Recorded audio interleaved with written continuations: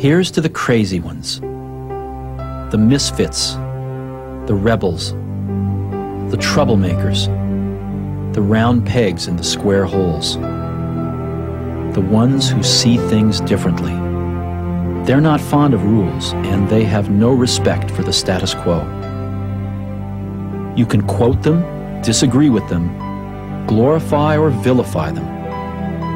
About the only thing you can't do is ignore them, because they change things. They push the human race forward. While some may see them as the crazy ones, we see genius. Because the people who are crazy enough to think they can change the world are the ones who do.